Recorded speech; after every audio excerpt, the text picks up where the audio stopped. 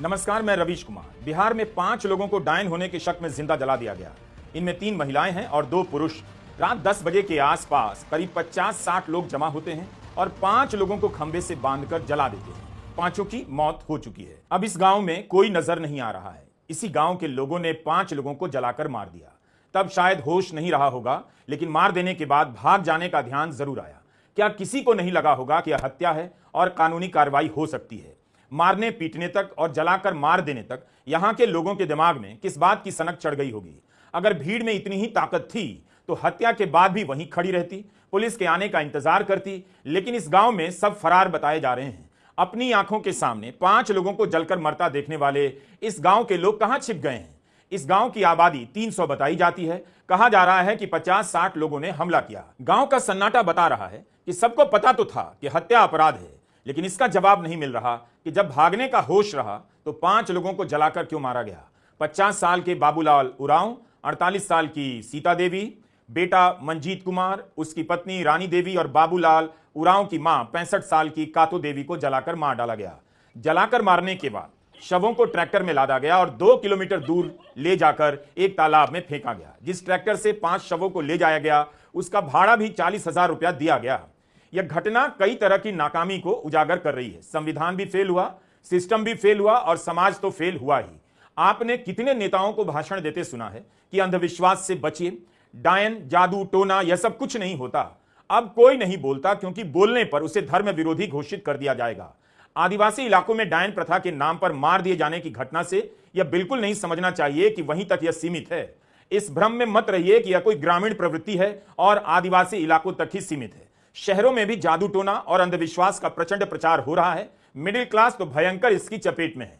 जबकि संविधान का अनुच्छेद 51A(h) प्रत्येक नागरिक से उम्मीद करता है कि वह वैज्ञानिक सोच अपनाए और समाज में तार्किकता को बढ़ावा दे। संविधान के इस अनुच्छेद के अनुसार पूर्णिया के प्रशासन और समाज ने संविधान को फेल कर दिया। वो जमाना गया जब आप अंधविश्वास का विरोध भी कर सकते थे, लेकिन अब तो अंधविश्वास भी धार्मिक पहचान का हिस्सा बनकर राजनीति का एजेंडा बन गया है। आज के भारत में अंधविश्वास का विरोध करना धर्म का विरोध करना माना जा सकता है और सनकी लोगों की भीड़ इस बात के लिए आपका पीछा कर सकती है। जितने भी अंधविश्वास फैलाने वाले बाबा हैं, उन्हें धर्म की राजनीति के कारण संरक्षण मिल गया है, प्रोत्साहन मिल रहा है। उन सब के पीछे इन्हीं इलाकों की गरीब जनता अपने किसी कल्याण की आस में दौड़ी चली आ रही है। इस वजह से मीडिया भी अब खुलकर जादू टोना का प्रचार करता रहता है। हर दिन अखबार और वेबसाइट पर बुरी शक्तियों से छुटकारा पाने का विज्ञापन छपता रहता है। जागरण के प्रवीण कुमार के नाम से यह हेडलाइन है कि भूत प्रेत और डायन ने जीना दुभर कर दिया, तो इन उपायों से पाएं बुरी शक्तियों से छुटकारा। जबकि मीडिया को कहना चाहिए था कि यह सब बकवास होता है। इस तरह के अंधविश्वासों से छुटकारा पाने के लिए संविधान का पाठ कीजिए, विज्ञान को समझिए। नवभारत टाइम्स में बाकायदा हेडलाइन छपी है कि आपके बच्चे को भी लग सकता है नजर दोष। मीडिया ने भी अंधविश्वास को बढ़ावा देने में सक्रिय भूमिका अदा की है, बल्कि उसकी फैक्ट्री में ही रोज इस तरह के अंधविश्वास को एक वैध प्रोडक्ट के रूप में बनाकर पेश किया जाता है। यूट्यूब पर टोटके बताने वालों के कारोबार मजे से चल रहे हैं। करोड़ों व्यूज आते हैं। कोई पति को काबू में रखने के उपाय बता रहा है, कोई सास को, कोई बॉस को। ऐसे टोटके की तलाश में करोड़ों लोग भारत के इस काम में लगे हुए हैं। टोटके सुझाने वाले जिस दर्शक समूह को तलाशते हैं, उनमें महिलाएं भी हैं, पुरुष भी हैं, हर वर्ग के लोग हैं। उन्हीं को कहा जाता है कि आप रसोई में इस चीज से उस चीज से टोटका कीजिए। लेकिन जब अंधविश्वास का शिकार खोजना होता है, तब भी महिला को ही पकड़ा जाता है। जरूरी नहीं कि हर महिला को डायन कहकर उस पर हमला ही किया जाए। बहुत सी महिलाओं के बारे में कहा जाता है, अफवाह फैलाई जाती है कि वो जादू टोना करती है, बुरी नजर से देखती है। उन महिलाओं के साथ भेदभाव शुरू हो जाता है, उनका सामाजिक बहिष्कार चलता है। यह बात हम आपको पहले इसलिए बता रहे हैं ताकि आप इस भ्रम में ना रहें कि पूर्णिया की घटना आदिवासी समाज तक सीमित रहने वाली घटना है। इस घटना के बहाने एक बार फिर से आदिवासी समाज के प्रति पूर्वाग्रह को स्थापित किया जा रहा है। मीडिया लिख रहा है कि उरांव जाति में, जनजाति में इस तरह की धारणाएं बनी रहती हैं, अंधविश्वास रहता है। अगर ऐसा ही है तो कोई जवाब दे कि यूट्यूब में जादू टोना से लेकर बुरी नजर से बचाने वाले फर्जी वीडियो को करोड़ों की संख्या में क्या केवल आदिवासी समाज के ही लोग देख रहे हैं? एक बड़ा सवाल भारत सरकार से है। सरकार से कोई सवाल पूछता है तो सरकार ट्विटर से लेकर यूट्यूब से वीडियो हटवाने के आदेश भेजती रहती है। इस तरह के अंधविश्वास फैलाने वाले कितने वीडियो सरकार ने हटवाए हैं? संविधान के अनुच्छेद 51A(h) का पालन करने की जिम्मेदारी क्या भारत सरकार या किसी भी राज्य सरकार की नहीं है? वो इन्हें नहीं हटाने के लिए कहेगी, क्योंकि मौन रूप से या इसे धर्म के हिस्से के रूप में बढ़ावा दिया जाता है, जिसकी राजनीति कर सत्ता में बैठे हैं। इसलिए पूर्णिया की घटना को जरा व्यापक स्तर पर देखने की जरूरत है। आज धर्म के नाम पर राजनीति की गुंडागर्दी के कारण संविधान की मूल भावनाओं को लागू करना मुश्किल हो गया है। अंधविश्वास के खिलाफ लड़ने वाले डॉक्टर नरेंद्र दाभोलकर की हत्या कर दी गई। उन्हें धर्म विरोधी चश्मे से देखा जाने लगा। डॉक्टर नरेंद्र दाभोलकर ने अंधश्रद्धा के खिलाफ कई किताबें लिखी हैं। ये किताबें हिंदी में भी हैं। बिहार सरकार को दाभोलकर की इन किताबों को हर पंचायत में बंटवाना चाहिए। 2013 में दाभोलकर की हत्या के 4 दिन बाद ही महाराष्ट्र में काले जादू के खिलाफ एक बिल पारित किया गया, जबकि बिहार में 1999 से ही डायन प्रथा निवारण अधिनियम लागू है। इस कानून के 25 साल हो गए, लेकिन घटनाएं बंद नहीं हुई। अक्टूबर 1999 में राबड़ी देवी के कार्यकाल में यह कानून पास हुआ और उस वक्त बिहार पहला राज्य बना जिसने डायन प्रथा निवारण अधिनियम जैसा कानून बनाकर डायन प्रथा के खिलाफ कानूनी पहल शुरू की।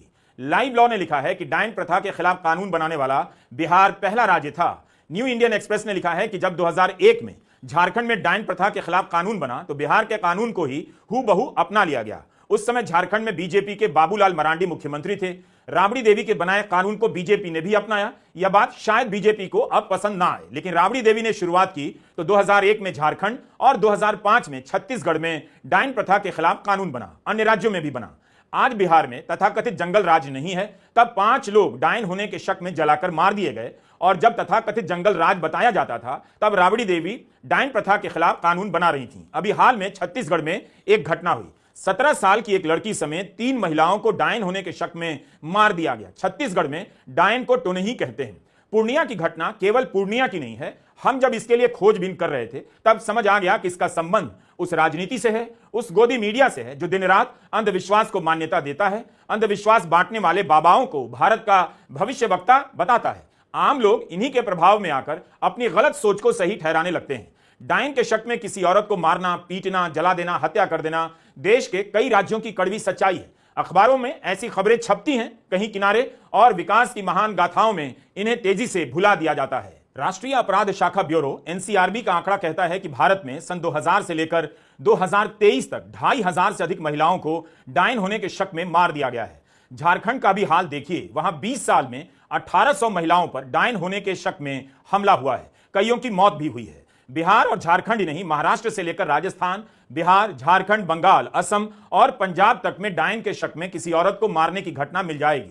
निरंतर ट्रस्ट का आंकड़ा है कि बिहार में कम से कम 75,000 महिलाएं डायन करार दिए जाने के खतरे का सामना कर रही हैं।